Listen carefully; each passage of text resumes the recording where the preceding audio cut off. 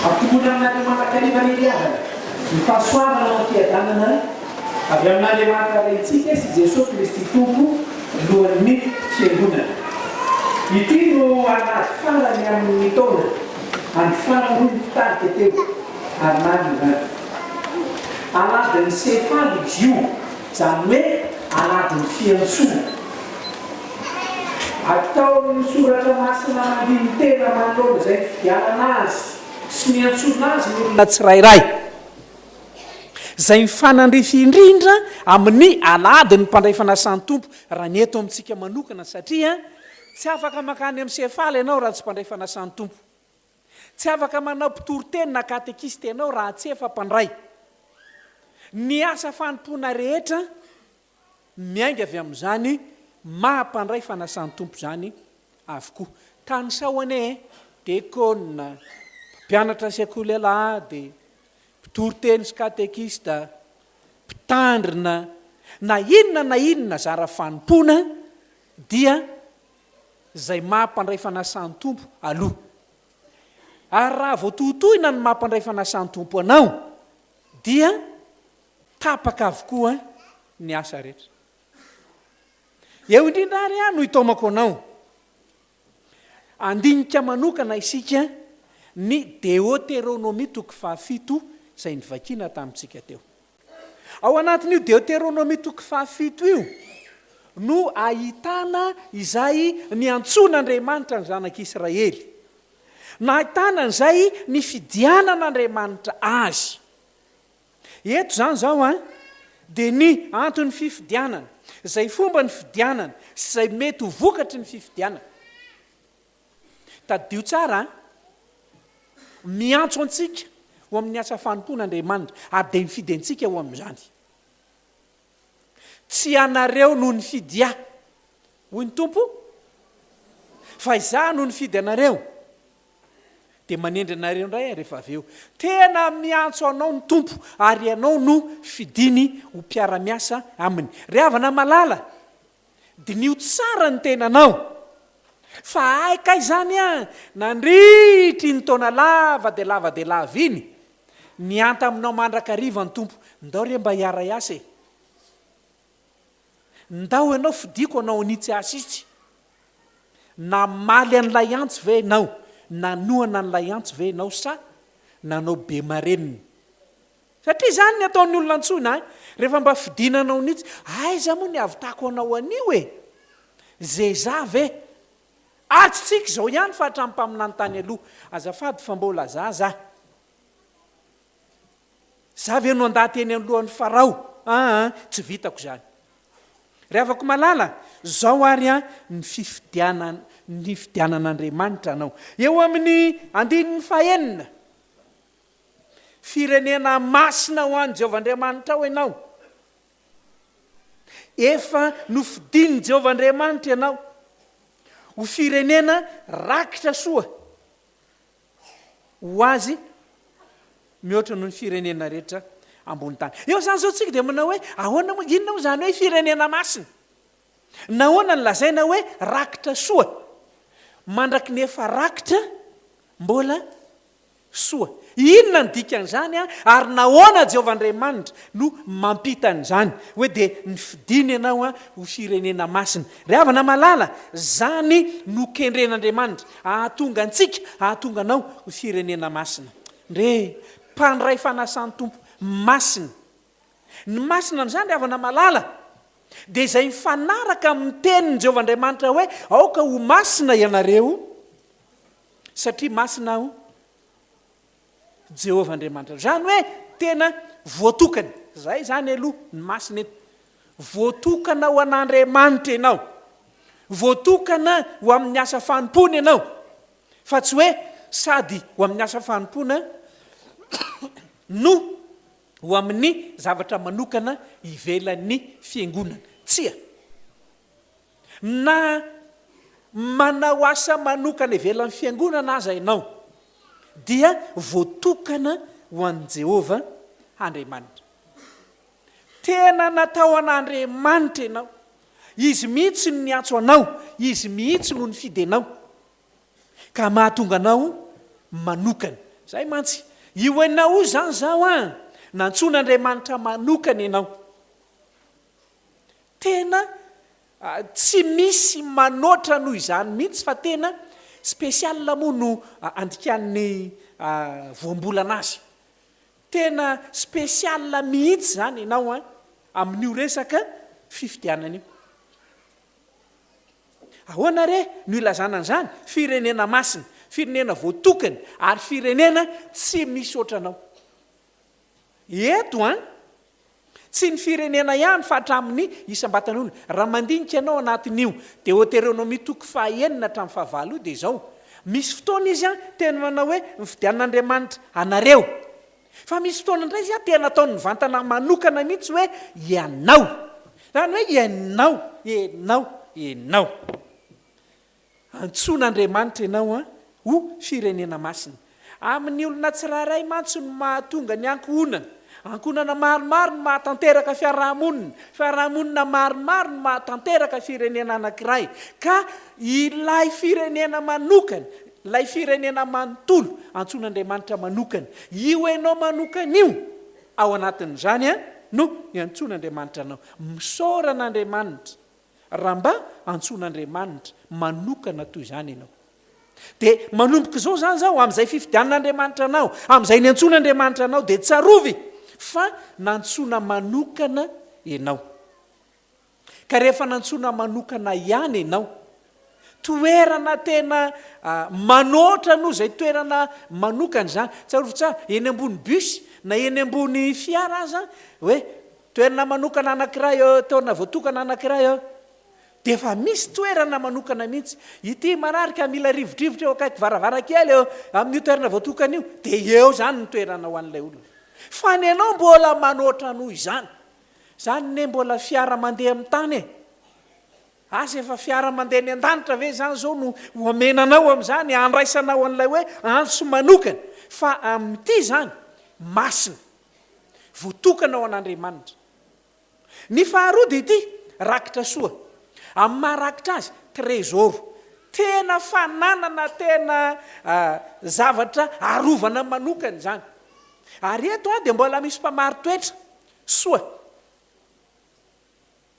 ny ilazany tsotra masina azy io dia hoe sarobidy tena manandanja dia alao sary an-tsaina hoe io ianao zao amin'ny maha ianao aika ianao a tehirizin'Andriamanitra tadio tsara fa nirakitra tehirizina ary dia kajiana tsara ato tia ny aprimiko ato tia rakitra tia no ataoko fa tsy vitan'izany fa mbola misy mpamary toetra sarobidy zava-dehibe zany manandanjaka izany ianao a eo anatrehan'Andriamanitra ary zany mahatonga azy miteny hoe tsy avela misy overy na dia iray azy io ianao mpanoty io ianao miodina amin'Andriamanitra io ianao ilay manjenjeny io tsy avelan'Andriamanitra overy ianao satria efa nifidiny ho rakitra soa rehefa mandiny teny ianao dia mahatsapa fa hoe za ve mbola ho ataon'Andriamanitra inona indraikio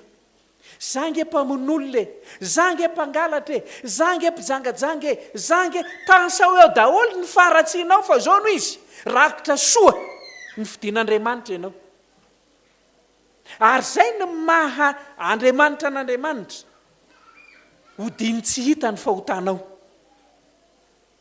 hodiny tsy fantatra hoe ianao le mpanota misoran'Andriamanitra amin'izao farany taona zao azahoanao mibebaka mba hivalona amin'iny taona lasa iny mieliko sy ny fahotana ny faharatsiana rehetra ka mba ho fiainam-baovao sy taona vaovao no iainana ao anatin'izany avana malala ny firenena masina ny olona ataon'Andriamanitra rakitra soa sarobidy zay no fidiny manokana ametrahany andraikitra na io asan-tselika andraikitra tsy maharitra na io tena asa maharitra mihitsy ny olona antsoan'Andriamanitra firenena masina na ataon-drakitra soa dia nomeny andraikitra dia ireo tsara manomboka tany amin'ry Abrahama mandra-pahatonga aty amin'ny andron'ny fiangonana izay olona fidin'Andriamanitra dia omeny andraikitra andao ange tsika mba hiaka ohatra vitsivitsy iza re i Abrahama ve sa Mosesy na Josoa anga moa de lehilahy daholo misy vehivavy koa ka Miriam, Estera, fa ireny rehetrarehetra ireny de avako malala nantsoan'Andriamanitra hanao asa. Io enao antsoan'Andriamanitra io zany zao de anatanteraka asa ianao. Nomen'Andriamanitra adidy tsy andraikitra ianao. De nio tsara zay rehetra nantsoan'Andriamanitra, zay rehetra nifidin'Andriamanitra de nomeny andraikitra. Inona moa inona ny asa nampiandraketana ny Abrahama? Inona ny asa nampiandraketana ny Abrahama? Hitondra fitahiana ho any firenena rehetra. Aminao no hitahiana ny firenena rehetra eto ambonin'ny tany. De devoir ny Abrahama zany dia manavatsava ny tanàna eran'izao tontolo zao. Fa ny fandalovany amin'iny sy ny fantanterahany tenin'Andriamanitra no mametraka fitahiana ho an'ny olona tsirairay. De andao ndray jereny Mosesy, inona ny andraikitra nomena Mosesy? Andao anao mba andahateny any amin'ny Farao. De ahoana ozy Mosesy? Azafady. Iza no andahateny? Zao hoento mivoaka avany ny oloko fa eniko ny fitaraina sy ny sisa. Tsy vitako zany. Mandana fa momba anao anala ny olona avy ao amin'ny fanandevozana ho any amin'ny fahafahana. De iza koa? Io zany zao Solomona nantsona. Inona ny antsona Solomona? Anankiray amin'izay ny antsona Solomona ny anatanteraka anamboatra tranon'Andriamanitra. Malaza zany tempolo tao Jerosalema zany. De ireo mpaminany samy hafa tsy lazaina tsony. Ny antsonan'i Jesosy tsy lazaina tsony. Ny antsonan'ny apôstôly tsy lazaina tsony. Mandra-pahatonga aty amin'ny andron'ny fiangonana. Ry Paoly apôstôly manao dingan-dafy sika amin'izany. Fa ianao mpandray fanasan'ny tompo amin'izao fotoan'izao koa, antson'Andriamanitra ianao. Hiara hiasa aminy. Mila olona inge zao mpampianatra sekoly ao amin'ny katekista sy mpitoro teny ny sefala no mamoaka an'izany. Mila olona Andriamanitra anatanteraka ny asany satria izy nefa ny teny be ny vokatra fa mpiasany vitsy. Zao manomboka amin'ny 3 Janoary de misokatra indray ny fisoratana anarana hifaninana ho amin'ny asa pastoraly mpitandrina. Ary mitombo izy amin'ity taona ity, mpandray fanasan'ny tompo no andrasana amin'izany. Na hianatra any Ambatondrazaka ianao, na hianatra ny Fianaratsoa, na ho an'ny Mandritsara, na eto amin'ny faculté de théologie eto Ambatondrakanga. Mpandray fanasan'ny tompo no ilana amin'izany. Ary zany tsy asa an-tselika tahaka ny natao tamin'ny andry Mosesy na ny andry Abrahama, fa tena asa maharitra, asa mandra-pahafaty zany. Iza moa ianao no mba antson'Andriamanitra hiara-miasa aminy tahaka izany?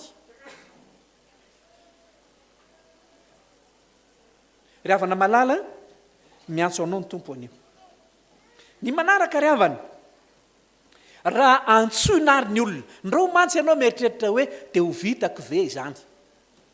Raha antsona ny olona, raha fidin'Andriamanitra ny olona, mifanontaniana mipetraka de hoe inona moa ny antony io fidianan'Andriamanitra io? Reny olona reny ve zany ny tena katraka? Reny olona reny ve zany ny tena maranitra? Reny olona reny ve zany ny tena ambony? Reny olona reny ve zany ny tena ahoana mihitsy no antson'Andriamanitra ho amin'izany asa fanompony zany.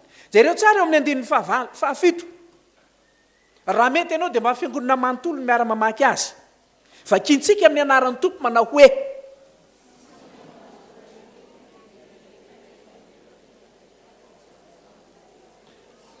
ay oaka aloha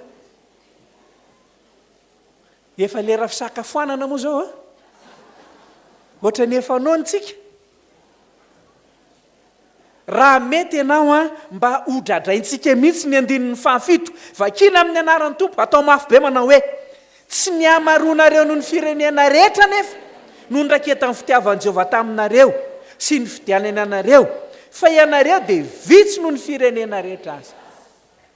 Ndry tsy hoe ianao akory ny be deaibe, ny dikan'io a tsy hoe ianareo akory ny matanjaka. Rehefa betsaka mantsy a, rehefa maro dia mahatahaky izany koa ny heriny. Tsy ny hery, tsy ny tanjaka, tsy izay maizy azy ny Israely akory ny antsona azy, fa avy ny azy. Ary io a fomba fiasan'Andriamanitra zany a amin'io resaka fiantsona sy resaka fifidianana io. Ndreo ianao mieritreritra fa ianao ny tena mahery. Ndreo ianao mieritreritra hoe ianao ny tena matanjaka. Ndreo ianao mieritreritra hoe Andriamanitra nge zay bogosy ihany no antsony. Ny mifanohitra amin'izany azy. Ny mifanohitra amin'izany azy. Jereo tsara andao mba hovakintsika kely ny Korintianina voalohany. Misy Korintianina amin'ny Baibolinao misy ve?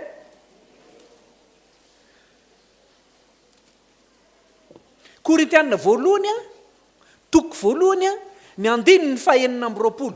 Zaho hamaky azy fa ianareo kosa anaraka izany. Hita ve? Hita vo. Korintianina voalohany toko voalohany vakiko eo amin'ny 9:20. Vakina amin'ny anaran'ny Tompo manao hoe fa every ny fiantsonanareo rahalahy, fa tsy firy ny olon-kendry araky ny nofo, ary tsy firy ny olona mahery, tsy firy no avorazana, fa ny adala amin'izao tontolo izao no ny fidin'Andriamanitra mpamenatra ny endry, ary ny malemy amin'izao tontolo izao no ny fidin'Andriamanitra ampamenatra ny mahery, ary ny varazana amin'izao tontolo izao sy izay fanevateva ny fidin'Andriamanitra dia ny atao tsy misy aza mba ahafoanany misy, mba tsy hisy nofo mahazo mirere eo anatrehan'Andriamanitra hatreo. Zany fomba fiasan'Andriamanitra zany. Ndreo tokoa ny olona mirehare, ary io hita mandrakariva io amin'ny asa fanompona. Ka amin'izao andro ny fiantsony zao, tsy hoe ianao masina akory, tsy hoe ianao endry akory, fa ny fahadalanao mihitsy ny antson'Andriamanitra anao. Io ianao mpanoto io mihitsy no ilain'Andriamanitra. Azahoanao mijory vavolombelona, zao ny fitondran'Andriamanitra. Ary tsy zany ihany, tsy zany ihany, fa ny olona eo amin'ny fiarahamonina, ny olona eo amin'ny fiangonana tsy ela amin'ny tsara. Andray, ina ngeka mpangalatra e, ina ngeka mpangala badin'olona e, ina ngeka izao dia amboariny tany saina eo daholo ilay faratsian'ilay olona. Dia mila mandiny tena tsara tsika amin'izany. Zany ny toeranao kanefa antson'Andriamanitra ihany ianao. Za manokana rehefa dia tena te hampahery anao mihitsy. Raha mbola miantso anao ny tompo dia mandehana. Ndreo tanteraka ilay hoe mandehana dia ny malaina, fa rehefa mazoto tsy afaka tsony. Fa ny zavatra anankiray manatrika an'izany, eo anatrehan'izany dia ity: manoloana ny fiantson'Andriamanitra. Aoka re mba hialana ny fitsarana ivelany. Ahoana moa zao zany? Jugement en apparence. Iny ve? Izy iny ray dia fantatro, zao iny, zao iny, zao iny ve? Raha iny ny ao, aleoko mijanona. Ndry, nefa tsy fantatrao, fa Andriamanitra ny no mifidy azy e. Andriamanitra ny miantso azy e.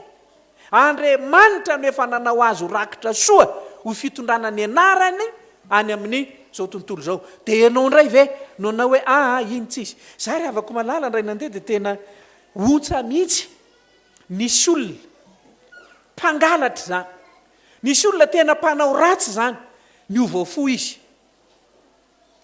Niova fo izy dia tena ny andro fotoana mibebany zany dia tena adiny ray ranomaso jesosy manenina hoe zao nanao ny asan'Andriamanitra amin'izay izy natokana rehefa avy eo dia zao no nataony ty paster ty ko rangahy dia tsy haiko mihitsy olona efa fantatra zao no momba azy ary efa nilazaiko taminy nefa iny olino manao an'izao reny dia mbola natokandry pastera ihany de lasa izaho lasa ity tenako ty no nahazo lonilony rehefa avy eo paster olona efa ohatr'izao dia mbola niraisiny ihany dia mbola natokany ihany fa nga tsisy dinika mihitsy alohan'io fanokanan'io nefa dia mazava tsara ny tenin'ilay olona pastera zange tsy mendrika zange mpanoty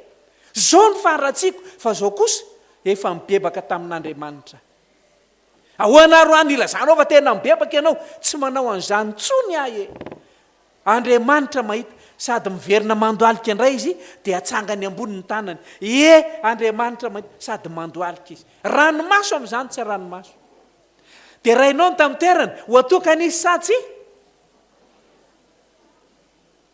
anokana an'io anao dia izany nitsaran'ny olona azy ina angeka zao e kanefa zao koa ianao nge anatin'izany enao ao anatin'izany tsy ny atsaran-tarenao tsy ny fahaizanao tsy ny karamanao tsy izay mahaizy azy anao akory fa ny faratsianao mihitsy aza no antson'Andriamanitra anao amin'izao andro ny fiantsony zao zany ry havana malala ny anton'ny fiantsony ary eo dia mijoro vavolombelony ny fitiavany Andriamanitra satria safidy malalaka io zay tiany no antsony zay tiany no fidiny misy koa mantsy manao hoe ary nahoana ary ny tsy zany nantson'Andriamanitra firanina satria Andriamanitra dia manao zany koa Jakoba ntiako fa Esau atakoana ozy hatrany ambolohany mihitsy misy anankiray raisina dia anankiray ajanona dia ohatr'izay mandrakariva manoloana ny Kaina sy Abela iza le niraisina Kaina sa Abela so dia Kaina ay Abela kay ka Esau sy Jakoba iza niraisina Jakoba sa Esau Jakoba ntiako fa Esau no alako dia ohatr'izany hatrany jareo fa misy an'izany hoe Joda sy Efraima zany koa dia misy ohatr'izany mandrakariva dia amin'izao zany zao ianao no antson'Andriamanitra ianao no fidin'Andriamanitra ary tena safidy malalaka io ny antson'Andriamanitra anao io ekeo ny fiantsony ry havana malala noho izany fifidianan'Andriamanitra anao zany noho izany fiantson'Andriamanitra anao zany dia maneho fitiavana mandrakariva izy tian'Andriamanitra ny ianao tena tiany ianao maneho fitiavana mandrakariva izy raha mijery n'ity Deutéronome ity zao eo amin'ny 15 dia lazainy tsara mihitsy fa ahoana izy ny nitiavan'i Jehovah nareo sy ny tandreman'ny fianianany no nitondrany Jehovah nareo tamin'ny tanana mahery io tsy piokely io fitiavan'Andriamanitra ny nanavotana anao tamin'ny tanana mahery sy sandry nahinjitra fitiavan'Andriamanitra anao no analana anao amin'izay fanandevozana ho any amin'ny fahafahana fitiavan'Andriamanitra anao no nitondrana anao avy any amin'ny tany Egipta ho any amin'ny tany tondra-dronono sy tantely avy any amin'ny fahafatesana mankany amin'ny fiainana avy any amin'ny aizina ho amin'ny fahazavana lehibe avy eto amin'ity tany ity ho any amin'ny fiainana mandrakizay fitiavan'Andriamanitra zany ary zany no eritreretiny ho anao amin'izao andro ny fiantsony zao ary havana malala voalohany mampahery anareo mpandray fanasan'ny tompo fifidianan'Andriamanitra sy fiantson'Andriamanitra zany kanefa rehefa mifidy anao Andriamanitra dia misy asa tiany ampanaovina anao mety ho asa maharitra io, mety ho asa antselika satria ny fiangonana koa dia manana manda efa taona ihany, efa taona. Mety ho asa antselika zany, mety ho asa maharitra zany, ka dia mampahery anao amin'ny anaran'ny Tompo manoloana io fiantsoan'Andriamanitra sy fifidianan'Andriamanitra io. Aza tao zava-maivana ny antson'Andriamanitra ao aminao. Aza tao zava-maivana io fifidianan'Andriamanitra io. Iza moa ianao no mba atao firenena masina? Iza moa ianao no ho atokana ho amin'ny asa fanompoana? Iza moa ianao no ho kanakanaina sy kajiana tsara, ho tondrakitra soa ho any an-danitra? Mahereza amin'ny anaran'ny Tompo ianao ekeo ny antson'Andriamanitra, valio ny antsony. Ankehitriny izy miantso anao. Eo ny andron'ny sefala, eo ny amin'ny toeram-panomanana mpitandrina, eo ny amin'ireo asa fanompoana maro samihafa. Miantso anao izy ankehitriny. Iza no irahiko ary iza nandeha ho irakay? Ny mpandrefana asan'ny Tompo inona famaly hoe inty aho iraho aho. Ho an'Andriamanitra ny voninahitra. Amen.